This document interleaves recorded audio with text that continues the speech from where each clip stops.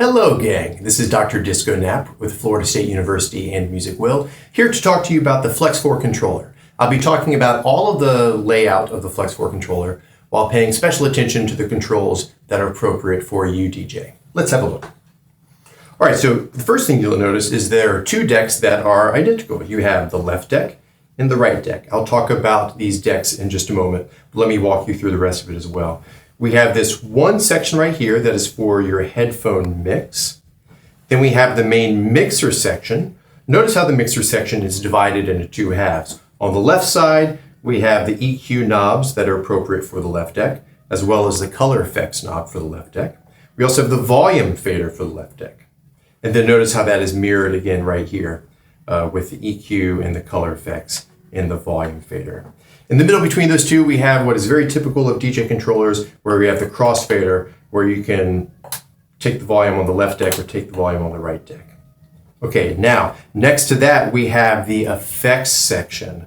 This is available within the UDJ software after you make a few adjustments, but essentially, this is going to control how much of the effect, turning the effects on and off, and then selecting the effects. There will be more about that in a later video. Okay, let's go ahead and take a look at one of these decks. Now, the main part, of course, visually is the jog wheel, right? So here's how you will be able to advance through a track forwards and backwards. We also have the play and stop. That's very important. And then notice these 8 pads. These pads are primarily used within UDJ to control hot cues. You see here's hot cues located right here. But if you notice, we can actually get into some other functions like the sampler, that I'll show you how to do that in a later video by selecting sampler. Anyway, so here's the hot cues, and then in UDJ you can select up to 8 hot cues to choose from. Okay, then at the top we have our looping function, and remember this is a looping function just for this left deck. We can turn the looping on and off with this button that says 4-beat/exit.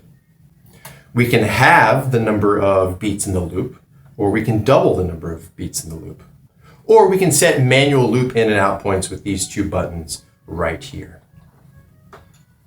Now, as I said, many of those features are available within UDJ, and I'll be talking about some of them in a later video. For example, there will be a video about sampler and how to set the MIDI mapping to have access to sampling.